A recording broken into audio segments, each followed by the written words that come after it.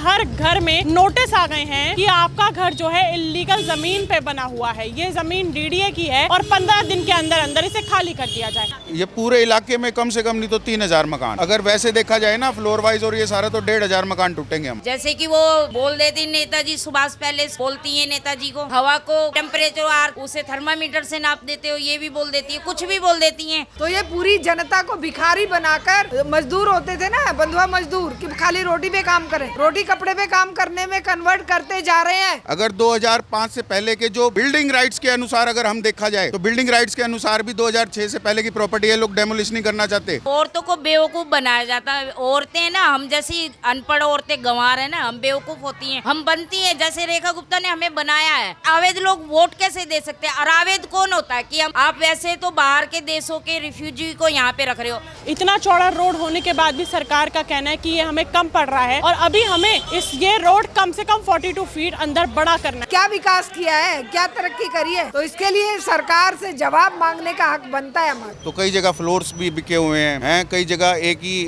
उसमें 5-5 फैमिलियां रह रही हैं, तो आदमी जो कम से कम है वो 2 से 3 हजार आदमी उजड़ेंगे। नमस्कार, आप देख रहे हैं वो न्यूज और मैं हूं आपके साथ यशस्वी शर्मा। इस वक्त मेरी मौजूदगी मुख्यमंत्री रेखा गुप्ता की विधानसभा शालीमार मार्ग में है और यहाँ पे एक बार फिर से बुलडोजर का खतरा जो है मंडराने लग गया है। परसों यहाँ पे कुछ लोग आए थे जिन्होंने यहाँ पे नोटिस दिया कि ये पूरी ज़मीन, ये जो आप देख रहे हैं वहाँ से घर शुरू होता है और एंड तक जहाँ ये पूरा जब तक रोड ख़त्म नहीं हो जाता, हर घर में नोटिस आ गए हैं कि आपका घर जो है इल्लीगल ज़मीन पे बना हुआ है, ये ज़मीन डीडीए की है और 15 दिन के अंदर अंदर इसे खाली कर दिया जाए। हर घर के बाहर एक पोस्टर लगा हुआ है, आप देख सकते हैं। इस घर के बाहर भी पोस्टर लगा है, हमारा घर बचाओ, आगे भी लगा हुआ है कि हमारा घर बचाओ। और यहाँ पे शुरू से लेके एंड तक इस पूरी लेन में कम से कम 200 से 250 जो हैं घर बने हुए हैं। ये लोग सालों से यहाँ पे रह रहे हैं। ऑफ कैमरा जो हम लोगों ने लोगों से बात करी तो इनका कहना है कि हमारे यहाँ पानी का बिल, बिजली का बिल भी आता है, हमारे पास आधार कार्ड है, हमारे पास रजिस्ट्री के पेपर्स भी हैं। और मैं आपको बता दूँ, वो जो आप उधर देख रहे हैं, ये जो आप सफ़ेद जो देख रहे हैं ना बॉर्डर, उसके पीछे रेलवे ट्रैक आता है।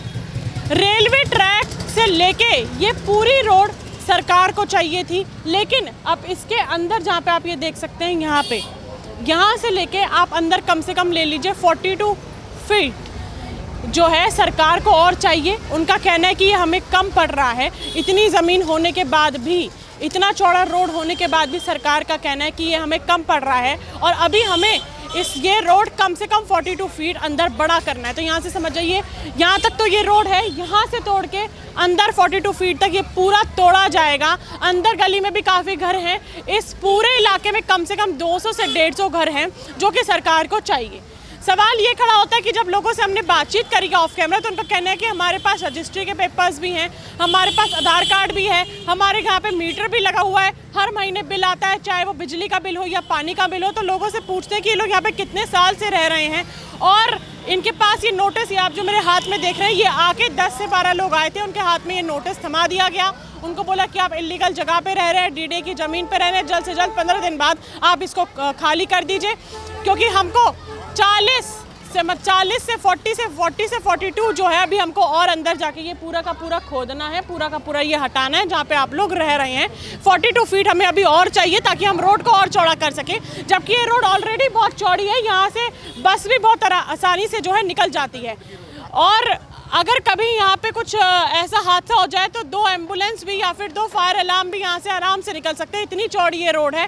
जाम की समस्या यहाँ कभी होती नहीं, क्योंकि हम पहले भी इस इलाके में आ चुके हैं। पहले भी जो आप रेलवे की उधर ज़मीन देख रहे हैं वो भी इलीगल बताई गई थी, लेकिन मुख्यमंत्री रेखा सरकार ने आश्वासन दिया था उन लोगों को कि मैं आपके घर नहीं टूटने दूंगी और वो घर नहीं टूटे थे।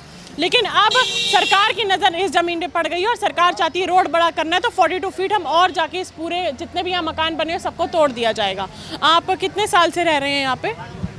तकरीबन 60 साल तो हो ही गए हैं और 60 साल में ये डेवलपमेंट तो आज आप देख रहे हैं, ये 60 साल बाद डेवलप हुए हैं जाकर के 2023-24 में यहाँ पर ये मकान बन के तैयार हुए हैं। नहीं तो इससे पहले बड़ी यहाँ पर दिक्कत थी, परेशानी थी। ये सामने जो आप वो वाइट दीवार देख रहे हैं ना, वहाँ तक हमारा गांव था और वहाँ से ये तोड़ते तोड़ते सरकार जो है हमें यहाँ तक ले आई है। पहले यहाँ पर कम से कम 2-2 मंजिल नीचे तक गहरे गड्ढे हुआ करते थे। तो यहाँ के जितने भी लोकल लोग हैं उन्होंने अपने स्वयं के जमा पैसे से गधे घोड़ों पे खच्चरों पे मिट्टियाँ लाद लाद करके इसको समतल किया। समतल करने के बाद में 60 साल लग गए, 2 बार 3 बार डेमोलेशन होने के बाद में आज ये मकान बन के यहाँ पर तैयार हुए हैं। फिर दोबारा ये गिद्ध नज़र पड़ गई इन सरकारों की, पता नहीं क्या चाहती। ये नोटिस दिया गया है, ये हर घर पे नोटिस आया होगा, 200 से 150 250 घर में 143 घर चिन्हित हैं, 143 इन्होंने। हाँ, लेकिन अगर आप वैसे देखें ना तो कई जगह फ्लोर्स भी बिके हुए हैं, कई जगह एक ही उसमें 5-5 फैमिलियाँ रह रही हैं। तो आदमी जो कम से कम है वो 2 से 3 हज़ार आदमी उजड़ेंगे यहाँ। 2 से 3 हज़ार आदमी उजड़ेंगे। तो घर लगभग कितने होंगे? 200 अबव है ये यहाँ पर। अगर इसी ये पूरे इलाके में कम से कम नहीं तो 3,000 मकान है। और कम से कम नहीं तो अगर वैसे देखा जाए ना फ्लोर वाइज और ये सारा, तो 1,500 मकान टूटेंगे हमारे। 1,500 मकान टूटेंगे, जिसकी वजह से 3,000 लोग बेघर होंगे। लेकिन यहाँ पे लोगों का कहना है कि 200 से 250 मकान पे नोटिस आया। 200 मकान पे तो नोटिस आया मैडम, जो ये तो एक खसरे का आया अभी। अच्छा, ठीक है जी, ये है खसरा नंबर 13। खसरा नंबर 12 का भी ऑर्डर आ गया, जो ये अभी इसके पीछे है गांव हमारे, अच्छा, तो दोनों जो बीच में है। हाँ, बिल्कुल, ये तो पूरा गांव डेमोलेशन करने की स्कीम है। ठीक है जी, ये गांव के लोग बड़ी मुश्किल बामुश्ता यहाँ पे बसे हैं आकर के, और ये लोग चाह रहे हैं कि ये गांव वाले टूट जाएं, यहाँ पर उद्योगपति साथियों को ला करके, और ये लोग यहाँ पर कुछ बड़ा प्लान कर रहे हैं जी। लेकिन जैसे सरकार कहती है कि ज़मीन अगर हमारी होगी या डीडीए की होगी, रेलवे की होगी, मेट्रो की, तो वो हम लेके रहेंगे। अवैध अतिक्रमण तो सरकार लेके रहेगी ना, कैसे उस पर आप कैसे देखते हैं? अवैध अतिक्रमण 60 साल के बाद याद आया सरकार को। 60 साल से पहले जब हमारे पास में बिजली है, पानी है, हमारे पास में सीवरेज का सिस्टम है, जब हम इनकम टैक्स दे रहे हैं, इनकम टैक्स पे ही हैं 60 सालों से, जब तो सरकार को ये याद नहीं आया। आज डीडीए और ये पीडब्ल्यूडी के थ्रू सरकार जो है अपना उल्लू सीधा करने में लगी हुई है। आप लोगों के रजिस्ट्री के पेपर्स बने हुए हैं सर? पीएम उदय के तहत भी हमारी रजिस्ट्रियाँ भी बनी थी, स्कीम के तहत 2-2 लाख 2.5 लाख रुपए दे करके लोगों ने बनाई थी, जो इन सरकारों ने अभी कैंसिल कर दिए। जबकि हमें ये पता लगा कि हाई कोर्ट ने पीएम उदय की बहुत सारी रजिस्ट्रियों पर स्टे दिया है, उसके लिए भी हम लड़ाई लड़ेंगे। अभी हमारा हाई कोर्ट में मामला लंबित है, कल की हमारी तारीख है। ठीक है, उससे 3 दिन पहले ये लोग जो है घर खाली करने का नोटिस लगा दिए। ये माननीय उच्च न्यायालय का ये कंटेम्प्ट है कि कंटेम्प्ट ऑफ कोर्ट भी इन लोगों ने किया है। क्या मैं एडीएम साहब या एसडीएम, जो एडीएम साहब के पास में ये हमारा मामला है सारा, क्या एडीएम साहब उच्च न्यायालय से बड़े हैं क्या? नहीं हो सकते ना। तो माननीय उच्च न्यायालय का फैसला तो आने का इंतजार करते, इतनी क्या जल्दी पड़ी है इस सरकार को? मुझे ये जानना है कि आपने संडे वाले दिन भी मैडम नोटिस चिपका दिए इन लोगों ने, जब ये सैटरडे के बाद में काम नहीं करते आम लोगों के। सैटरडे संडे तो भूल ही जाओ, सैटरडे को भी ये काम नहीं करते, और संडे को ये लोग आ करके नोटिस चस्पा करवा रहे हैं। फोर्स के साथ आते, बड़ी बड़ी पुलिस को हम वो आए, उन्होंने हमसे कहा कि आप रिसीविंग दो। हमने कहा हम रिसीविंग नहीं देंगे, क्योंकि हमारा मामला लंबित है कोर्ट में। जब तक कोर्ट का, अगर आपके पास कोर्ट का आदेश है तो आप हमसे मांगिए हमारे। तो उस बात का उनके पास कोई जवाब नहीं था। फिर पब्लिक जो है उनसे सवाल करने लगी, तो वो भाग गए और जाकर के पुलिस को उन्होंने सूचना दे दी। और मैम, मैं आपसे खुल के एक बात कहना चाहता हूँ, यहाँ का जो ये भी डेमोलेशन का जो भी प्रोसेस है ना, वो यहाँ की आदरणीय मुख्यमंत्री के जो हस्बैंड हैं, जो उनके पति देव हैं, मनीष गुप्ता, वो करवा रहे हैं। वो हमारे पीछे लगे हुए हैं। उनके उद्योगपति साथियों को यहाँ पर बड़ी बड़ी बिल्डिंगें बनानी है, फ्लैट्स बनाने हैं, मॉल्स बनाने हैं। ये गरीब गांव वालों को तोड़ करके ये अपनी ये नए नए प्रोजेक्ट और जो ड्रीम प्रोजेक्ट है ना, वो लेकर के यहाँ पर आना चाहते हैं। हम उनसे मिले भी थे मैडम, हम 5 लोगों का दल उनसे मिला था, जा करके डेलीगेशन लेके गए, हाथ जोड़े, पाँव जोड़े।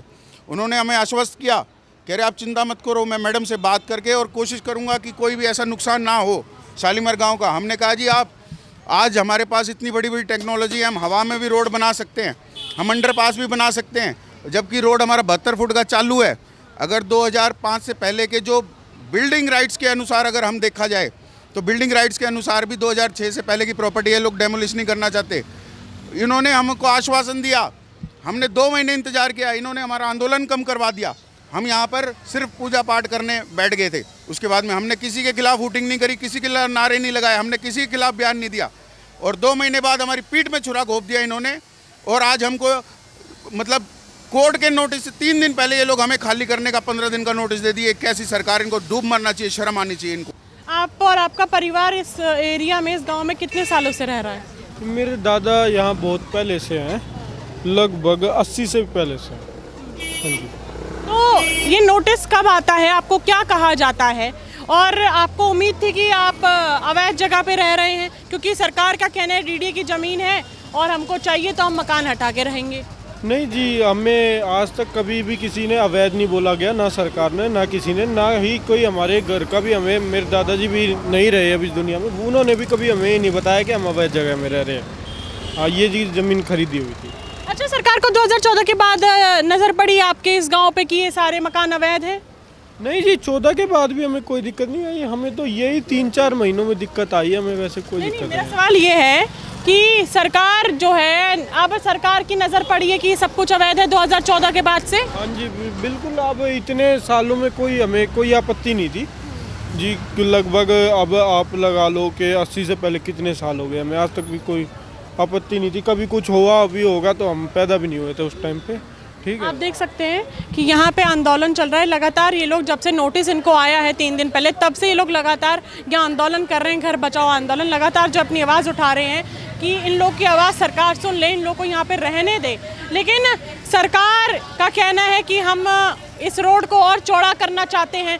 यहाँ तक तो ये रोड चौड़ी है ही, आप देखिए ये जो आप देख रहे हैं ना, ये जो लगा हुआ है वॉल, जो सफ़ेद वॉल लगी हुई है, यहाँ से लेके यहाँ तक इतनी ऑलरेडी रोड चौड़ी है। लेकिन सरकार जो है इसको और ज़्यादा चौड़ी करना चाहती है, इसको और 42 फीट तक अंदर लेके जाना चाहती है। और उनका कहना है कि जितने भी यहाँ पे मकान हैं, पहले तो ये जो पूरा ब्लॉक पड़ता है ये 13 नंबर पड़ता है, इसके अंदर जो पड़ता है वो 12 नंबर पड़ता है। लेकिन इनका कहना है कि अगर 12 और 13 को दोनों को इंक्लूड कर दिया जाए तो कम से कम 1000 मकान आते हैं, और कम से कम 1000 से संख्या जो है यहाँ पे लोगों की रहती है। और कम से कम आप सोचिए, अगर दोनों ब्लॉक्स के ऊपर बुलडोजर चला दिया जाएगा तो कम से कम यहाँ से 1000 की संख्या में जो है लोग बेघर हो जाएंगे। 2014 के बाद से भाजपा की सरकार जो है, और जब भाजपा की सरकार बनी थी और दिल्ली सरकार जब पिछले साल बनी थी, तो उनका एक नारा था कि जहाँ झुग्गी वहीं मकान होगी। लेकिन ये स्कीम कहीं ज़मीनी स्तर जो है वहाँ पे खड़ी उतरी नहीं नजर आई। चाहे हम कहीं भी देखें, पिछले साल जब यहाँ पे हम कवर करने गए थे वो रेलवे की ज़मीन पड़ती है, लेकिन वहाँ पे खुद मुख्यमंत्री रेखा गुप्ता जो है उन्होंने ये ऑर्डर दिया था कि हम आप लोगों का जो है डिमोलिशन नहीं करवाएंगे। आश्वासन दिया गया था पिछले साल से, आज 2026 चल रहा है, लेकिन यहाँ पे अभी तक बुलडोजर एक्शन नहीं हुआ है। वहाँ पे आश्वासन दिया गया, तो यहाँ पे जब जनता इतने सालों से रह रही है, अचानक से यहाँ पे ऑर्डर आता है और यहाँ पे लगातार 3 दिन से लोग आंदोलन कर रहे हैं। अगले इनकी जो अब कल का दिन है, इन लोगों की हियरिंग है दिल्ली कोर्ट में। सैटरडे और संडे जो है ऑफ रहता है, सरकारी काम मोस्टली सैटरडे और संडे नहीं होते हैं, लेकिन सैटरडे और संडे का ही दिन चुना गया कि सरकारी लोग आते हैं यहाँ पे, इनको नोटिस थमाते हैं, कुछ बोलते नहीं है और उनको बोलते हैं कि आप 15 दिन के अंदर अंदर जो है घर खाली कर दीजिए। और वो लोग कहाँ जाएंगे वो भी नहीं बताया गया। इन लोगों को कहना है हमारे पास रजिस्ट्री के कागज़ हैं, हमारे पास आधार कार्ड है, हमारे पास पासपोर्ट है, जितने भी सरकारी दस्तावेज होते हैं वो सब कुछ हमारे पास है, हमारे पास बिजली का बिल आता है, हमारे पास पानी का बिल आता है। ये लोग हर तरीके से सारे प्रूफ रख के बैठे हैं।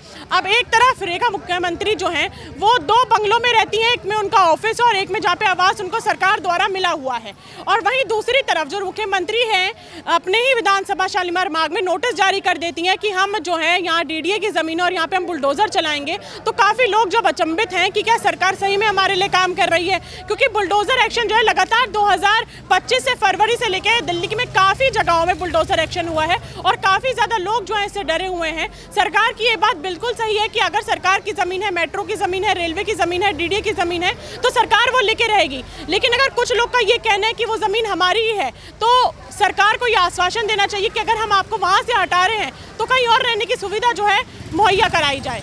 क्योंकि अगर आप इस स्कीम के तहत जहाँ चूँकि वही मकान पे अगर आप खड़े नहीं उतरते हैं, तो जाहिर सी बात है कि जितने लोगों का घर आप उजाड़ रहे हैं वो लोग इस सवाल पर, इस स्कीम पर, आपकी इस मांग के ऊपर सवाल उठाएंगे कि आप लोग हमें जहाँ चूँकि वही मकान का आश्वासन देते हैं लेकिन हमें फिर वो प्रदान नहीं करा जाता है। यहाँ पे काफ़ी संख्या में लोग हैं जो बैठे हुए हैं, उनसे बातचीत करते हैं कि ये लोग कब से यहाँ पे बैठे हुए हैं, इनकी मांगे क्या क्या है, नोटिस इनको कब आया, किनके द्वारा आया, कितने लोग आए थे, उन्होंने क्या कहा, और 15 दिन बाद जब ये सारे मकान इस पूरे इलाके में तोड़े जाएंगे तो फिर ये लोग यहाँ से जाएंगे कहाँ, रहेंगे कहाँ। यहाँ रोड भी है, सब चीज़ है यहाँ, या किस चीज़ का विकास करना चाह रही है। एक शालीमार बाग जैसे पोस एरिए को मैडम विकास कर रही है, और दिल्ली में इतनी जगह विकास की ज़रूरत है, वहाँ मैडम की नज़र नहीं जाती, वहाँ नज़र नहीं जाती मैडम की ना।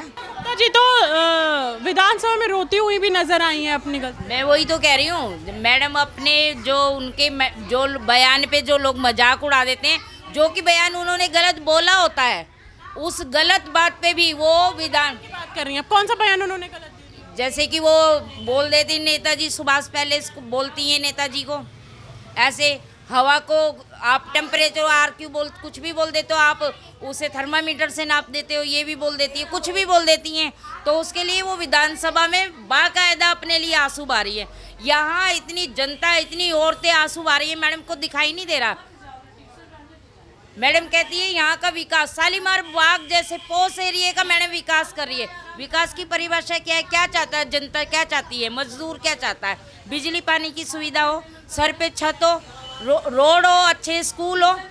आप यहाँ पे शालीमार बाग में गवर्नमेंट स्कूल को आप काउंट करिए, कम से कम आपको 90% बच्चा बाहर से आता है। स्वरूप नगर, मुकुंदपुर, बुराड़ी, संत नगर, आजादपुर, शकूरपुर, 90% बच्चा गवर्नमेंट स्कूल में बाहर से आ रहा है। तो आप वहाँ स्कूल खोलिए। आप यहाँ शालीमार बाग जैसे एरिया में जहाँ की आप काउंट करोगे तो कम से कम 10 आपको सरकारी स्कूल मिलेंगे और 10 आपको प्राइवेट स्कूल मिलेंगे। आप उस एरिया को विकास कह रही हैं कि आप कर क्या रही हैं? वहाँ पे जहाँ विकास की जरूरत है दिल्ली में, वहाँ करिए ना आप। दिल्ली में कितनी जगह रोड नहीं है, वहाँ मंगोलपुरी में वो लड़का खड्डे में मर गया, इतना जवान लड़का।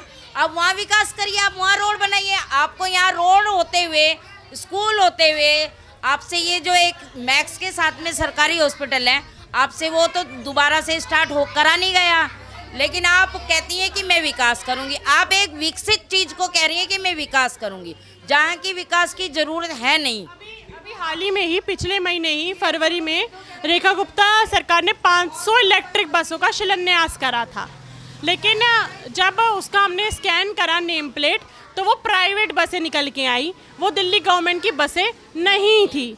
अब उसमें एक पिंक कार्ड का जो है शुरू हो गया है। पिंक कार्ड में आप क्या समझती हैं, क्या है वो पूरी स्कीम? पिंक कार्ड मैडम ये औरतों को ठग रही हैं ये। पिंक कार्ड से पहले बस में चढ़ो, आप पिंक कार्ड वो टिकट लो, आपको एक स्टैंड जाना, 2 स्टैंड जाना, आप आराम से जा सकते थे, आ सकते थे, कोई दिक्कत की बात नहीं। अब आप 100 रुपये दो, पिंक कार्ड बनवाओ, उसके बाद आपको अगर 2 बसें चेंज करनी है तो आप पूरे दिन आप बसों के लिए ही खड़े रहो। एक बस में आप चढ़ जाते हो तो दूसरी बस को आपको QR कोड वो करने के लिए 1 घंटा वेट करना पड़ेगा। वो कोई बात नहीं, वो उसका कोई फर्क नहीं होता। आप नहीं चढ़ सकते 1 घंटे बाद तक वो करके, नहीं होगा वो कार्ड से स्कैन। 4 बसें निकल जाए, आपका कार्ड वहाँ पे वो होगा, किराया खर्चो, आप जाओ। मतलब क्या फिर पिंक कार्ड का? और क्या मैं कह रही हूँ ना, औरतों को बेवकूफ़ बनाया जाता है। औरतें ना, हम जैसी अनपढ़ औरतें गंवार है ना, हम बेवकूफ़ होती हैं, हम बनती हैं। जैसे रेखा गुप्ता ने हमें बनाया है, हमें 2500 का वादा करा, सिलेंडर का वादा करा। हम तो हाथ जोड़ के विनती कर रहे हैं मैडम से, ना 2500 रुपये चाहिए, ना फ्री सिलेंडर चाहिए। अपने खून पसीने की कमाई कमा के खा रहे हैं तो कम से कम छत तो हमारे सर पे रहनी चाहिए ना। अब मैडम ने एक बार हमसे ये नहीं कहा है कि तुम इसलिए मैं तुम्हारे घर तोड़ रही, रीज़न तो आज तक भी नहीं दिया है। आप नोटिस पढ़िए, कोर्ट का कुछ भी पढ़िए, आपको रीज़न उसमें कोई नहीं दिया गया। सिर्फ बस ये कहा गया रोड चौड़ीकरण। रोड चौड़ीकरण की ज़रूरत यहाँ आपको लगी? आप पिछले 2 घंटे से यहाँ पे है, आप बताइए इस रोड पे कौन सा जाम है, कौन सा क्या है? तो 1 मिनट के लिए भी जाम नहीं दिखा, यहाँ पे आराम से तो जाम है। एम्बुलेंस बहुत बढ़िया जाती है, यहाँ कोई पानी का भराव नहीं है, यहाँ पे नाले की परफेक्ट सुविधा है, यहाँ पे सीवर पानी सब कुछ है। ये शालीमार बाग, शालीमार गांव जो शालीमार बाग विधानसभा में आता है, एक पोस्ट एरिया का विकसित गांव है, जो मैडम यहाँ पे जबरदस्ती मकान तोड़ के, सिर्फ क्योंकि यहाँ की वैल्यू बढ़ चुकी है ज़मीन की। इधर DA के फ्लैट है, उधर BH के फ्लैट है, CC ब्लॉक है, इधर BB ब्लॉक है। ये जो जमीनें कह रहे हैं कि DDA की है, हम वापस लेना चाहते हैं। मैडम ये 72 से ये गांव है और DDA की स्थापना 80 के आसपास हुई है। आप बताइए 72 पहले आता है या मैडम हमसे ज़्यादा अनपढ़ है कि आप 80 को पहले गिनेंगे कि 72 को पहले गिनेंगे? तो ये तो आप मैडम की कैलकुलेशन देख लो कि DDA की ज़मीन, DDA की स्थापना नहीं हुई थी तो DDA की ज़मीन हो गई, लेकिन जो 72 से रह रहा आदमी उसकी ज़मीन नहीं है। जब उसकी ज़मीन नहीं थी, आप आधार कार्ड कैसे आपने उस पर इशू कर दिया? आपने उस पर पहचान पत्र कैसे भी इशू कर दिया? उस पर आपने उस क्षेत्र की वोट कैसे ले ली? कि अगर लोग अवैध हैं तो फिर अगर अवैध लोग हैं तो फिर अवैध लोग वोट कैसे दे रहे हैं? कैसे दे रहे हैं आप बताइए? अवैध लोग वोट कैसे दे सकते हैं? और अवैध कौन होता है कि आप वैसे तो बाहर के देशों के रिफ्यूजी को यहाँ पे रख रहे हो, बांग्लादेशियों को दे रहे हो। वहाँ पे आप ये जहांगीरपुरी के पास जाओगे, एक रिफ्यूजी पूरा कैंप बनाया हुआ है। और यहाँ हम जो इंडिया में यहाँ पैदा हुए हैं, जो हमारा जन्मसिद्ध अधिकार है, वो आपसे हम आपसे छीन रहे हो। हमसे ये ना यहाँ पर गरीब लोगों को रिफ्यूजी बना के कैंपों में रखकर उनकी नागरिकता छीनकर ये बंधुआ मजदूर बनाने की साजिश है कि एक बार ये घर तोड़ेंगे, इनके पास कोई साधन नहीं होगा दोबारा बनाने का, फिर ये उनको जो कैंप बनाए हुए हैं, कंसंट्रेशन कैंप जैसे हिटलर ने बनाए थे कि वहाँ पे आधे लोग मर जाएं भूखे प्यासे, जैसे मर्जी पड़े रहें, जैसे असम में बनाए हुए हैं, ऐसे ही ये यहाँ पर इनको कैंपों में घुसा देंगे कि अच्छा घर तोड़ दिए तुम्हारे, ये कहेंगे जी हम कहाँ जाएं, बोले कैंपों में पड़ जाओ, तुम्हारे लिए कोई भिखारी की तरह रोटी पानी दे जाएगा। तो ये पूरी जनता को भिखारी बनाकर, और वो जो मजदूर होते थे ना, बंधुआ मजदूर, कि खाली रोटी पे काम करें, रोटी कपड़े पे काम करने में कन्वर्ट करते जा रहे हैं। मुट्ठी भर राजा होंगे और बाकी प्रजा होगी, और प्रजा का कोई अधिकार नहीं होगा। प्रजा केवल काम करेगी और रोटी खाएगी। सरकार उस स्थिति में जनता को लाना चाहती है, और खास करके दिल्ली की जनता को। लेकिन मोदी जी तो बोलते हैं हमारा भारत तीसरी अर्थव्यवस्था बनने वाला है, बहुत विकास हो गया, टेक्नोलॉजी में, इंफ्रास्ट्रक्चर में तो बहुत आगे बढ़ गया है हमारा भारत। हम बता रहे हैं कि विकास हुआ है 4-5 घरानों का, और वो जो कमाई है, मान लो आपके 100 रुपये हैं, मेरे 1 लाख रुपए हैं, 100 और 1 लाख को जोड़ के उसको 2 से गुणा कर दो, कहेंगे दोनों की इनकम इतनी है। भारत के साथ यही धोखा हो रहा है कि अडानी की 150 करोड़ 1 घंटे की कमाई है, एक बंदा रोज के बेचारा 500 भी नहीं कमा रहा, और वो कह रहा है कि वो कमाई जितनी अडानी की और उसकी बराबर कमाई है, और भारत विकसित हो गया। अब देख रहे हैं कि कितने निम्नतर श्रेणी में जा रहा है भारत। 140 देशों में से भुखमरी में 136वें नंबर पर है, और गरीबी और बेरोजगारी में 60 करोड़ लोग युवा बेरोजगार हैं। कितनी जनता सड़कों पर भीख मांग रही है। 20 करोड़ लोग आज भी बच्चे और ये स्कूलों से बाहर हैं। तो क्या विकास किया है, क्या तरक्की करी है? तो इसके लिए सरकार से जवाब मांगने का हक बनता है हमारा। लगातार जनता जो है जवाब मांग रही है सरकार से कि आपने किस तरीके का विकास करा है, और आप लोगों के सर से छत क्यों उजाड़ रहे हैं। यहाँ पे हर एक जो महिला है, पुरुष है, बच्चा और किसी भी उम्र का इंसान हो, वो दिल्ली सरकार से बिल्कुल त्रस्त हो चुका है। उनका कहना 4 साल भी आप छोड़िए, बाकी आप इलेक्शन करा लीजिए, अगर एक सीट अगर आ गई तो गनीमत की बात है भाजपा के लिए। हम ये सरकार दोबारा नहीं चाहते हैं, हर इंसान का यही कहना है। अगली बार मैं फिर मिलूंगी आपको किसी और जगह पे, तब तक के लिए बने रहिए वो न्यूज़ के साथ। मैं यशस्वी शर्मा, धन्यवाद।